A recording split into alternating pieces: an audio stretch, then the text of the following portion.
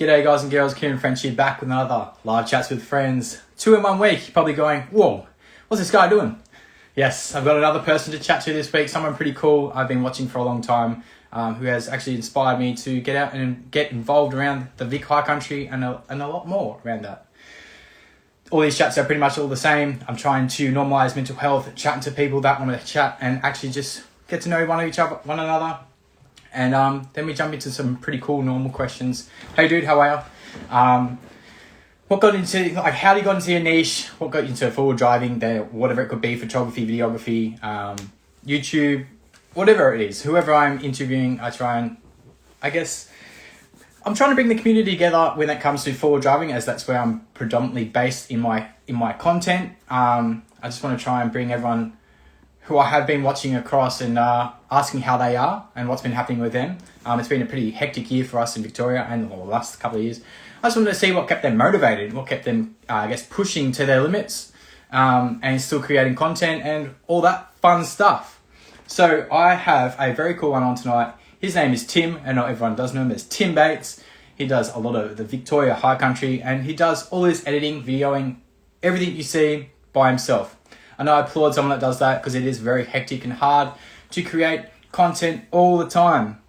Trying to bring people together and informative stuff, educational, fun, those type of videos are definitely difficult. And then when you're editing them by yourself, yeah, definitely hard. So today I've got Tim Bates on. I'll be diving into some questions with Tim and what's been happening with him, where he's been lately. I think he did his last video is respecting the bush. I think that's a really good one right now. People dumping their rubbish after they've gone camping. See what his thoughts are on that situation. Let's see if I can get this one in. There we go. I think I just saw Tim just join in. And get Tim on and we'll start chatting. That's what we're all about here on Chats with Friends. Hopefully Tim understands what's going on. What a lovely Friday. G'day, Tim. How are you today, dude? G'day, mate. How you going? How are you? I'm well. Do you want to get straight into this chat? Yeah, no worries. Yeah, thanks very much for having me on it tonight. Yeah, looking forward to it. Not a problem at all, dude. All right, we'll get straight into this one. What is your name? What is your Instagram handle? And where do you currently live? Tim Bates is my name. And, I currently live at Trafalgar, which is East Gippsland down here in Victoria. And my Instagram page is Tim Bates Forward Drive Adventures. So, yeah, fair bit going on there on all sorts of social media platforms. You are. I think that you are one of the first people that I sort of started following and was like, well, these are some of the things that I know I can do because I actually live in Victoria too, and I've always wanted to try and see. So a big thank you for actually finally getting you on. It's been a bit of a struggle trying to mix our schedules up, so I appreciate your time tonight, and we'll get into some fun chats at the end. But my question to you right now is, how are you going and how do you keep motivated since COVID sort of happened and has stopped? Yeah, look, great question, really. Look, early on in those days when sort of COVID really sort of kicked in, it was really tough for a lot of people. But where I live down here in East Gippsland, Trafalgar, we didn't greatly get that much affected by it with being regional. But look, I've had a lot of family and friends down there in that Melbourne area where, they're absolutely smashed with lockdowns for, months and months and months. So that was really difficult for me to see those people, really struggling through those times down there. Whereas out here, we were sort of a little bit sort of, didn't sort of get locked down to too much of those sort of times. But the Melbourne people really, really struggled. But look, we're all going through, and we all sort of deal with it in our own sort of ways too, I suppose. And but yeah, it's certainly tough times, and let's hope we're well past that now, and let's get on with it, I reckon. Yes, I do agree. I hope we have completely passed that, and we're actually to get back into what we used to do. I think one of the things that I know keeps you motivated would be to be able to get out and adventure. Is that one of your key things that sort of motivates you to go away so you can explore? Yeah, well, certainly now, during those lockdown times, it was really difficult to certainly travel and, and to make videos and those sort of things and be able to bring out my travels to help people out and to places where they want to go. But, so now we can sort of travel a little bit. But during those times, I've actually taken on a bit of a job now, which is You'd say that, yes. a little bit different because of not being able to travel and make videos during those times. I'm actually now working on a big dairy farm, which is fairly localised to where I am here, and I don't sort of do any milk or anything. It's all sort of tractor work and farm sort of stuff that I sort of do. But I've had to take that on to to sort of get me through these times. And look, let's see where things go down the track. But yeah, just got to do what you got to do, I suppose.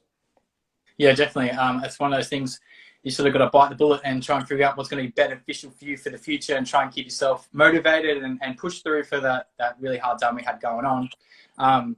Yes, you were saying you were working a fair longer hours than usual, and it was super hard for us to try and tee something up. So happy that I actually get to chat to you and someone that I actually look up to when it comes to forward driving. I inspire to create some better content and see some of the places you've actually hit. I did notice that your last upload was about respecting the bush. I think it's a really big one right now. What are your thoughts on people and respecting the bush and all that kind of stuff? Do you think it's a bit slack on the newer forward drivers? Look, I don't know if it's all about forward drivers either. It's about everyone really, whoever using the bush. But I really don't know what's going on, and I don't know how we turn this around. Like, I went right through this Cubs and Scouts and Venturers, going back 50 years ago when I sort of started out in the Cubs, and long time ago. And even if I go back only as far as about sort of 15, 20 years ago, this stuff didn't happen. People had massive respect, and whatever you took out in the bush, you always took it home. Rubbish just was left lying around, and it's getting worse and worse all the time. And I'm feeding them. I don't know what the answer is. I don't know how we turn this around. I don't know why people think this is okay just to, to leave rubbish out there in the bush. And not only just rubbish, it's doing, it's ripping up campsites and all that sort of stuff. I just don't know where people think in their head this is okay to do this, because it's just absolutely not. So I don't know where the answer is to try and turn this around, because it's not great what's going on. And with that live I did, I asked a little bit about what's going on in other parts of Australia, not just down here, but the Vic High Countries get absolutely smashed with it. And and I certainly see a lot of it. Yeah, whenever I sort of go out, it's the same thing. Fire's been unattended, they've still got rubbish in them. And then you sort of walk a little bit further away from the campsite and someone's either dumped all their rubbish or they dug a hole and they're trying to bury it. It's not that hard to... You can buy a dirty bag, throw it in the back of that. Most of us all go home. Why can't you throw it in the bin when you go past the McDonald's? Because I know most of us sometimes we want to quickly have a stop, something to bite to eat. It's not hard to respect what we have, and we still can have in the bush. And then as for, I guess, this rubbish stuff, I don't know how I'm exactly the same as you. I'm not sure how we can, I guess, push to showcase what you can do and how to respect it. I think that's one of those questions we need to, as a community, a better forward drive community, to try and bring together and see what we can do to try and help these tracks stay open, these places that we love to see, we love to camp, and bring more people down and enjoy those places. I think that's a really good thing right now. Because it is inevitable. Camp spots will begin to close down. There's no buts about it. It will happen if things don't turn around. Yeah. Well, that's exactly right. You just touched on it as well before, people ripping up the campsites. I know, straight away. We come out of a lockdown, straight away there was brand new campsites that was open for us to use, and they were already destroyed.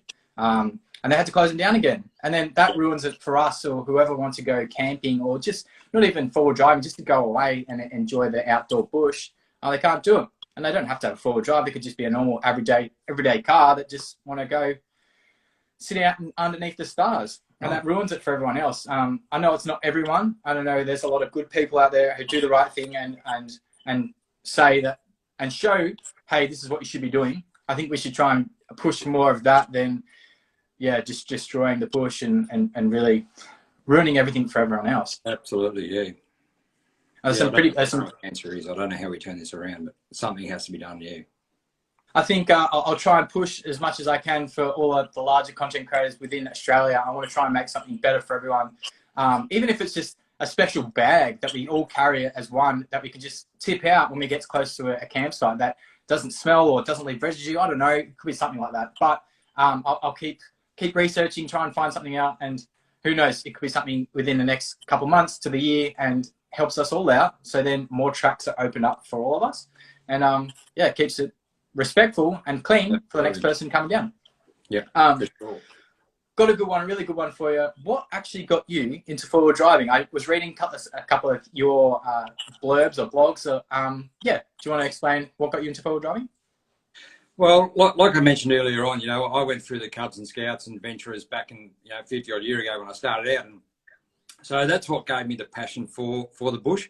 And today, instead of, I don't do a great deal of much hiking anymore these days. So I still do a little bit, but not to that extent. But I'm sort of now drive over the same country or very similar countries in the same areas to where I started off way back then. So that's where my passion lies. Way back as a young kid, 6, 7 year old, starting out in Cubs, and now I am, doing the full driving stuff and sort of traveling over those similar sort of countries to where I was way back then. So that's where my passion lies. Yeah.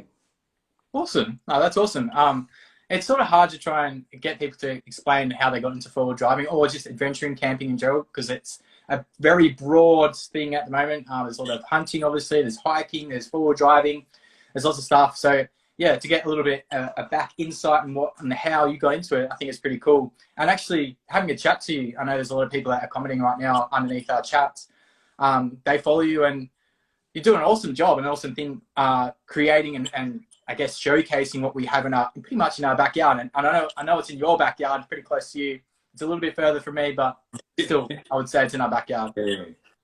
Yeah, I try and showcase, as in that way where it's a respectful way and people do the right things, and sorts of driving techniques and all sorts of stuff. So yeah, there's a fair bit goes on there with the videos that I sort of put out there. Yeah. Yeah, definitely. Another really good one. Someone asked me to ask you this one. What is your favorite place you've been so far? I know there's a lot. You've been to a lot. Is there something that just is that magical? You want to go back every time and you just love it there? Well, to nail it down the Victorian High Country, I get asked that one a lot, and it's pretty impossible to nail it down the Vic High Country. But if we step outside the Vic High Country, I've done a little bit around Australia, but Fraser Island is one of my absolute go-to places I'd like to do.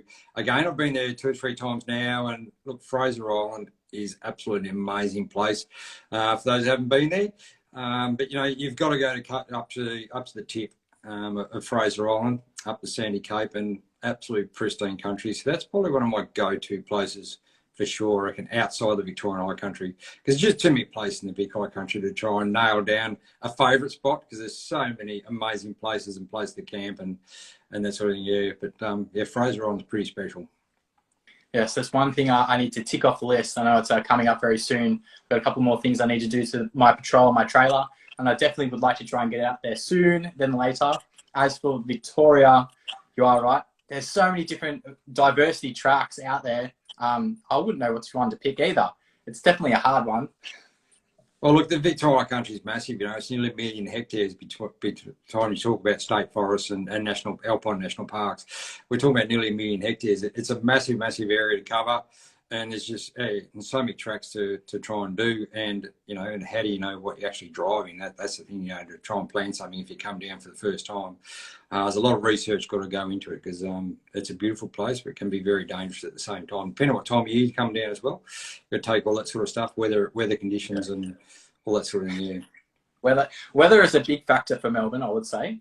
Just in Victoria in general, you'd be like, yes, it's going to be a fantastic weekend. Let's go have some fun, and then you get out and it's raining. Yeah. We do get some sunshine down here. Don't worry about that. We've got, especially this time of year. But look, anything can happen. Even in the high country, at the high elevation, anything can happen. You've got to be prepared for wind, rain, snow, whatever.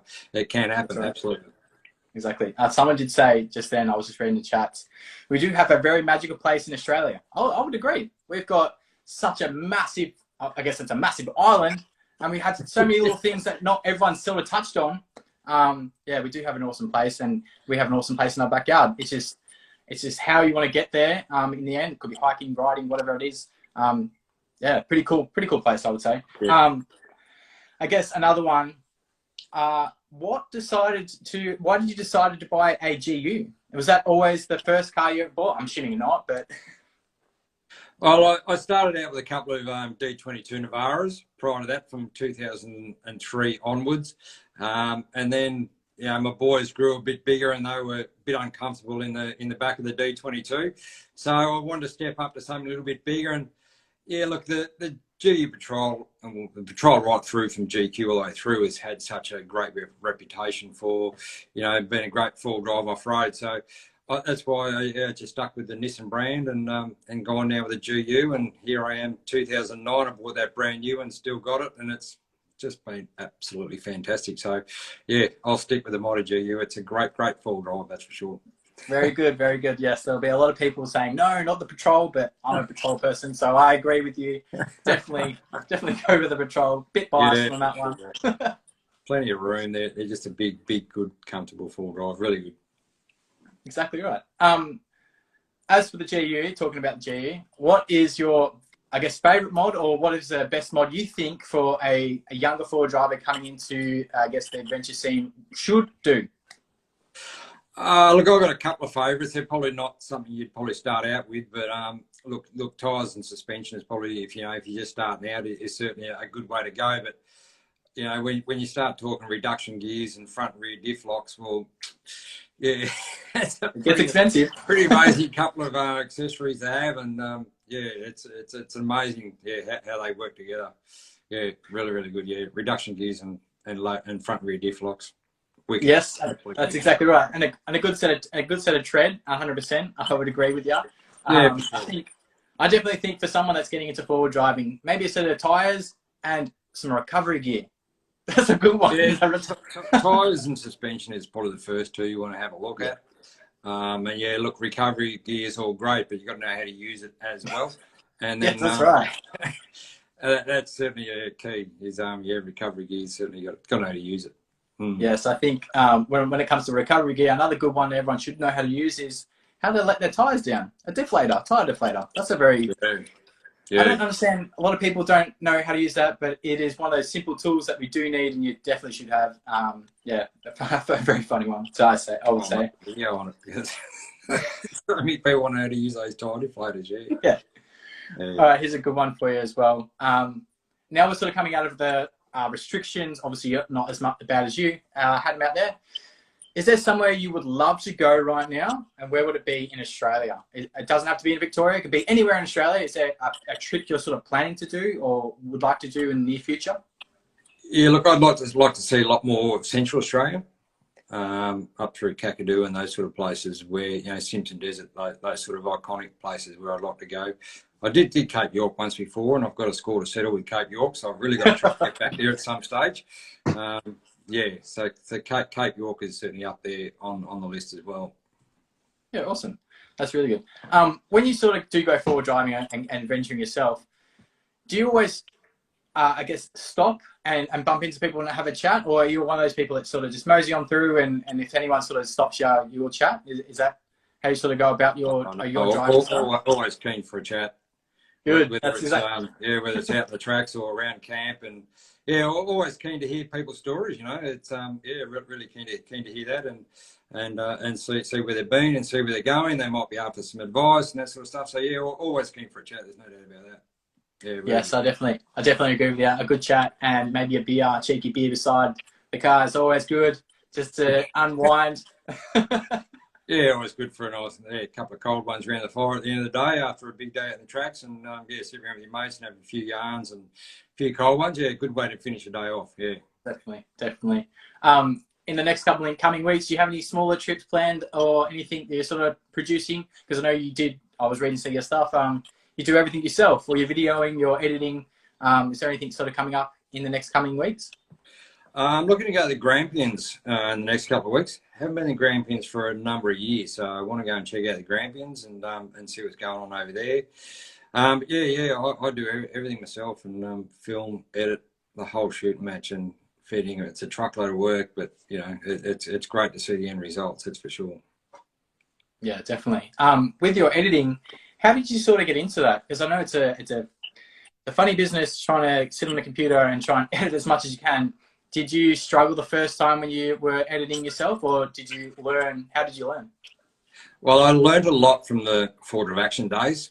To see, that's where I sort of got started with social media and stuff. But I learned a lot from them, watching what the list that they get and the shots they want to get and how it all gets put together, and then just from there, I've just sort of learnt myself and taught myself. I've watched a few YouTube videos of other creators that give you tips and that sort of thing too on editing and that sort of thing. And so yeah, pretty much self-taught, but learned from those people going forward. Yeah. I think that's a big thing right now. You don't have to have the special gear, all the stuff you see on some of these four-wheel drive action shows and YouTube. You can pretty much use your phone if you really wanted to and sit down and quickly edit something together. As long as it's something you've created and you can sort of watch back and you'd be like, hey, this is something pretty cool I did.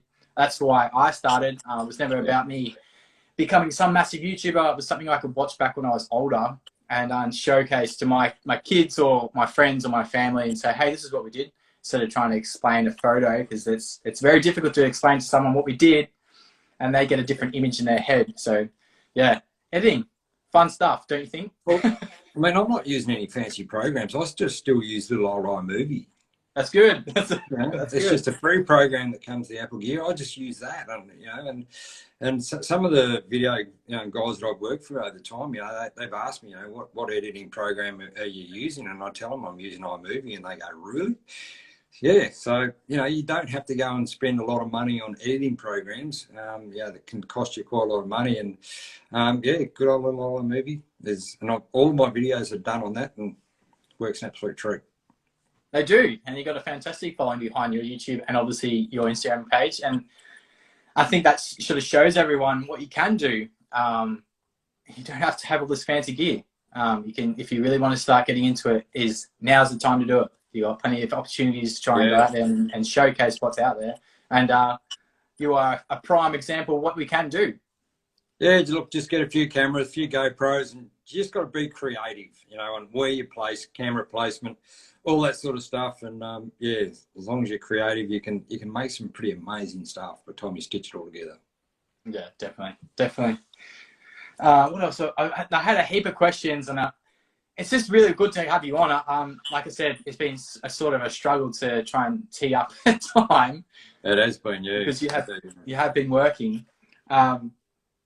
As for everything else, how is everything else at home? Obviously, the kids and stuff. Are you still get to see them and? Yeah, look, everything's going all right there. Look, and slowly life's starting to come back to a little bit of normality, hopefully. Let's just see what happens with the rest of this year, and I just hope we don't get back to where we were 12 months and beyond that. There's still a lot of people still struggling from those times. So let's hope we've moved on and we can now get on with things, to some sort of normality. Yeah, definitely. Is there anything you sort of want to say to everyone as well? I know a lot of people sort of want to voice an opinion or I guess tell someone something. Is there anything that you would sort of like to, I guess, tell anyone or showcase anything? Yeah, look, just got to try and stay positive if you can. And one thing I did, particularly over those times, the last 12 months and beyond, I stayed off social media a lot. And I turned myself off news services and those sort of things because it was just all down and out, depressing negativity and a lot of negative stuff going on both those formats. And so I stayed away from those and I sort of made my own directions on where I want to go and how I wanted to think. And I just tried to stay as positive as I could and kept away from any of that negative sort of stuff. And that's what you got to try and do as much as you can. I know it's not easy. A lot of people doing it tough with work and losing jobs and money and everything else. So, you just got to try and stay as positive as you can and try and keep it rolling. Let's hope we are now going to roll on forward, I hope. Yeah, positivity is a very big thing right now. Yeah. Trying to, I guess, put yourself in a better mindset than we were in, and if you are currently in. I think these chapters is what it's all about. I want to try to normalise a bit about mental health within the four-wheel drive community, what's been happening with you, the person I am chatting to, and a little backstory and how you sort of got into everything. I think it's fantastic, like I said, to even just get you on and have 20 minutes, whatever it is we have had, because it's gone pretty quick, have you on. And even just to get out in the bush, that's another thing too that I felt was a bit of a release, just to get out in the bush and just enjoy the environment where you are and just listen to the birds, listen to the river, listen to your fire crackling, that sort of stuff. And it's just so peaceful and just so relaxing to really switch off from anything that's going on around the world and those sort of things too, which I found really, really helpful for those times, just to get back and kick back in the bush and I don't listen to music. I don't have anything going on. My music is the bush and the environment where I'm sitting on it. And yeah, found that really, really helpful as well. I've got a really good idea or a video for you. As you were saying, don't listen to music. Have you ever heard or thought of doing ASMR? It's where you don't speak, it's all subtitles, and you just listen to everything you do. It could be pulling out the drawers and tools. It's if you ever get the chance, look it up on YouTube or ASMR. There's a really good four driver. He's from Queensland. Go 4x4. And that's all he does. Doesn't talk. It's just about the car and the nature. If you ever do get the chance, have a watch. There's a couple of my friends, they fall asleep to it because it's so relaxing. Well, one of my last solo video I did a few months ago was just that, where I didn't speak a word. All the talking was done by the bush and my surrounds. And yeah, the reviews and the replies that came from that compared to the other videos I made where I talk, my way through the videos. Yeah, it's amazing the response that came from it. Not a word was spoken. It was all about the bush and all the sounds. It's just so peaceful, isn't it? Getting that chance to listen to the wind and the animals and obviously the fire crackling. And I think that's a really good one that I love, sitting around the fire, just looking at the stars. So relaxing. Yeah, and when you watch those sort of things, where there's no talking involved, it's that's what you sort of experience. That's what you're really experiencing when you're out there on your own. If you can handle being by yourself out there in the bush, it's an amazing experience. That's for sure. Especially during times like this. Actually, you just touched on something. That's a really good question. How do you handle the bush? Obviously, that's a pretty scary thing to try and go out by yourself, and I don't suggest to do it straight away. How did you sort of manage that? Because that's a difficult task to do. Look, if you're looking to start out on your own to begin with, I'd suggest not going too remote straight away. Even go to some other campsites where maybe other people are going to be there, but you're going to be on your own. You've got to rely on yourself to do whatever situation you may have to deal with, and then slowly build up from that to where you might want to try something a little more remote, where there's definitely going to be no other people around. And the experience, if you can handle it, is absolutely, I highly recommend it if you can do it. But you got a lot of preparation goes into it too, with safety and that sort of thing too. If you're going to go there by yourself, it's not just a matter of, packing your four drive up and going out in the bush. There's a lot of safety stuff too you got to take into account with letting people know where you're going to go and, EPIRBs and all this sort of stuff and PLBs and, you got to have all that sort of stuff going on as well, just in case, because there's very limited phone reception and wherever you might end up going. So you got to take the safety side very, very seriously if you're going to try stuff on your own. But if you can handle it, it's an amazing experience to get out there and bush on your own. Yeah. I know that's one thing I've always sort of wanted to do, try and touch on, is going out by myself and I don't know, just trying to relax and try and not think about what's going on behind me or at home or at work. Trying to get out. And I applaud you on that one because it's a very difficult task because sometimes you just want someone to have a chat to. Look, that's well, I'm not certainly looking for that when I go out there on my own, but sometimes it's just great to be out there by yourself and not talk to anyone and just listen to those amazing sounds. And but where it can become difficult for some people is the night time. It's those mind games, of what goes bang in the night when you're out there by yourself and. Maybe take a little bit of music, load it on your iPads or your phones or your device or whatever. Just have a little bit of something going on in the background just to take your mind off things. But once you really get used to it, there is nothing better. Just lying on your swag of a night and, just listen to maybe an owl that's carrying on in the background there in a tree or, you might hear some wild dogs howling of a night time, but, just got to get through those times of the night is the thing that I really work on. Yeah. No, I agree. Yes, I definitely agree. There's some pretty cool things out there that we don't sort of get in the hustle and bustle of everyday life. So, no. Yeah. No, we don't. So everyone keeps asking me, can you ask you about the button man? I don't want to. Oh. Every time I smashed about Button Man, I didn't even know he even existed until this all came to light about Watangata and the missing campers and all that sort of thing. I didn't even know he even existed. But he's this bloke that he's just got himself a shack up there in the bush above back of Mount Buller there, and he's just enjoying life. And, you know, over the last 12 months, 2 years, what a life he's been having. Who wouldn't want his life, you know?